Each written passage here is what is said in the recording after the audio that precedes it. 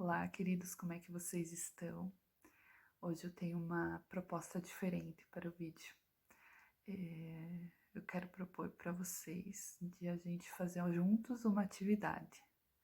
E para isso vamos precisar de um papel e uma caneta. Conseguem pegar? Então vamos lá.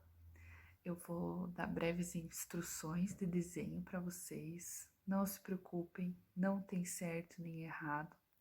Eu quero que vocês simplesmente desenhem o que passar na cabeça de vocês, seguindo as minhas orientações.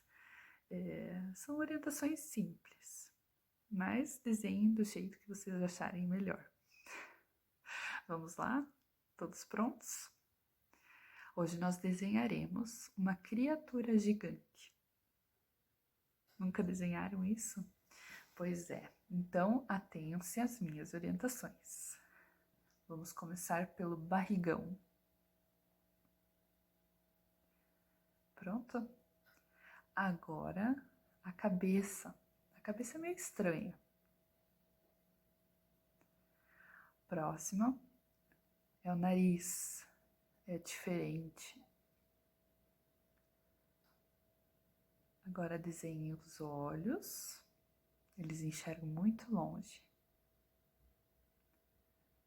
A boca dele come muito. Os braços são fortes. E as pernas são incrivelmente ágeis. Essa criatura gigante tem pelos e cabelo. Pronto, era isso. E aí, fiquei curiosa, como é que ficou esse gigante aí? Bom, vocês separaram, assim, que eu não dei lá muitas instruções, né? Muitas características de como é esse gigante, certo? Mas vocês pegaram essa informação que eu passei para vocês, processaram e traduziram em desenho. Me digam, o gigante de vocês ficou assustador? Ou ele ficou com uma aparência assim amigável? Pois é, é assim que acontece no nosso dia a dia também. Durante o dia nós recebemos muitas informações, né? Nós temos desafios, problemas, obstáculos e muitas vezes, grande parte desses problemas nós absorvemos, interpretamos e muitas vezes na nossa cabeça eles tomam proporção irreal. Muitas vezes a proporção que eles tomam é muito maior do que de fato é o tamanho do problema. Eu vou dar um exemplo. Chega alguém, né, sei lá, um amigo, chefe, parente, cônjuge, sei lá, chega pra você e fala assim: oi, fulano, depois a gente precisa conversar, tá? Nossa, a primeira coisa que passa pela cabeça é um ixi, que vem? Já gela a barriga, né? Assim acontece com muitas questões, né? A gente pode ter sim problemas, mas como é que nós temos encarado esses problemas? É a mesma coisa com o desenho, né? Eu comentei que nós desenharíamos uma criatura gigante, mas em nenhum momento eu falei para vocês que era assustador, que era um monstro ou que era alguém perigoso, né? Mas essa interpretação coube a cada um. Na Bíblia, a gente lê um episódio parecido com isso, né? Uma interpretação que alguém teve sobre um relato. Vou contar para vocês. Essa história está em Números, né? No Antigo Testamento da Bíblia, nos capítulos 13 e 14. E nesse relato nós lemos de quando Moisés selecionou os líderes, né? 12 líderes, um de cada uma das 12 tribos de Israel, para ir lá para Canaã, para avaliar como era a terra de Canaã. Canaã era a tal terra prometida do povo Israel. E Moisés queria saber como é que era essa região. A intenção de enviar essas 12 pessoas, né, esses 12 espiões para a região, era para ver como é que era a terra, se a terra era produtiva, como é que era a cidade, se elas eram fortificadas, como era o povo, né, se eles eram bem armados ou estavam preparados para a guerra.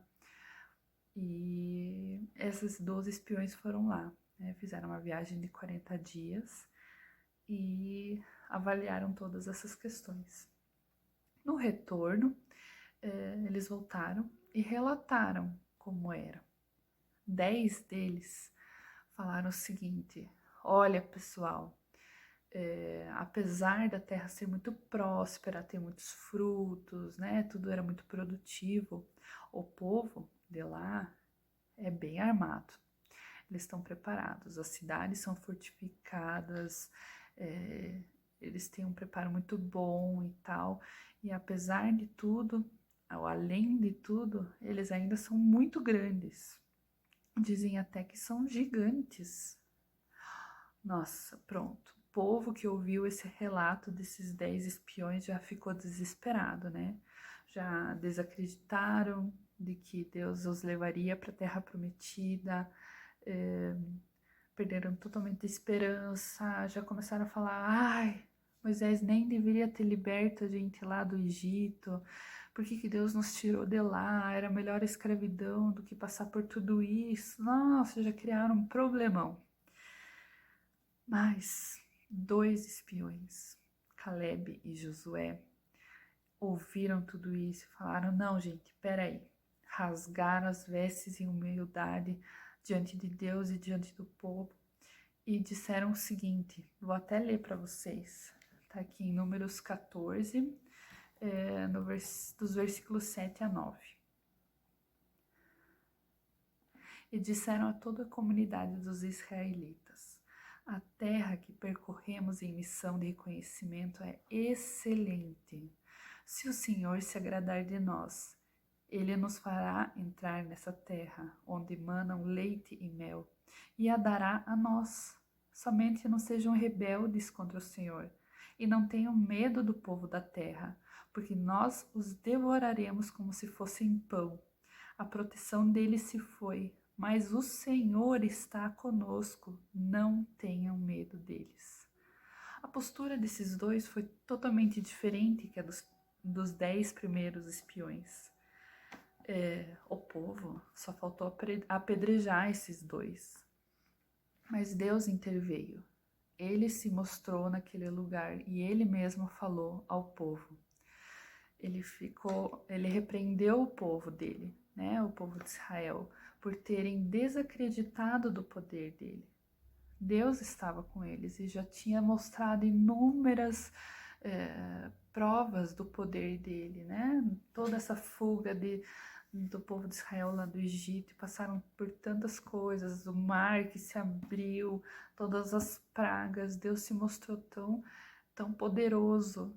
E mesmo assim, mesmo eles tendo visto o tamanho de Deus, eles desacreditaram e já desistiram, né? Depois de tudo isso, só Caleb e Josué continuaram dentro dessa promessa de Deus de verem a terra prometida. Assim como o povo de Israel. Será que nós também não temos deixado de acreditar no poder que Deus tem em nossas vidas? Quantas vezes nós enxergamos o tamanho do problema e esquecemos de ver o tamanho que Deus tem diante, né, do problema. Deus é muito maior que os nossos problemas. Em qual perspectiva nós temos encarado os nossos dias? Os obstáculos da vida também têm tomado o lugar da nossa fé?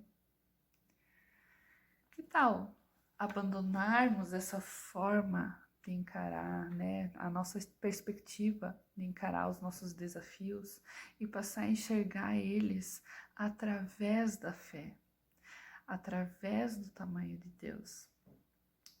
Quando no seu dia você desenhar o seu gigante, lembre-se ele pode não ser tão assustador quanto você tem, né, idealizado na tua cabeça.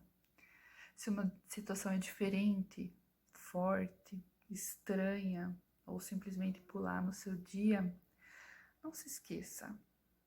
Deus está à frente de você e Ele é muito maior do que os seus problemas.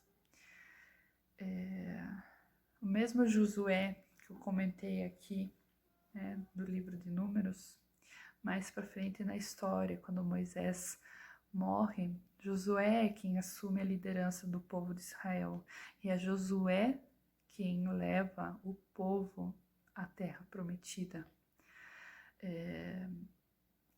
E Deus fala a Josué uma frase de encorajamento que eu também quero deixar para vocês aqui hoje. Está escrito em Josué 1, no versículo 9. Diz assim: Não fui eu que lhe ordenei? Seja forte e corajoso, não se apavore nem desanime, pois o Senhor, o seu Deus, estará com você por onde você andar. E é exatamente essa frase que eu quero deixar para você. Seja forte e corajoso, não se apavore, não se desanime. Deus está contigo sempre por onde você andar. Comece a olhar os desafios, os problemas, os obstáculos que aparecerem na sua vida, sabendo o tamanho que tem o Deus. Ele não é só Deus do povo de Israel lá do passado. Ele é o nosso Deus, está presente aqui ainda hoje. Ele está contigo aonde quer que você vá. Não se esqueça disso. Seja forte e corajoso. Vamos orar? Pai querido, eu te agradeço tanto, Pai, que Tu estás à frente de tudo. Tu estás cuidando de todas as nossas situações, nossos desafios do dia a dia, Pai.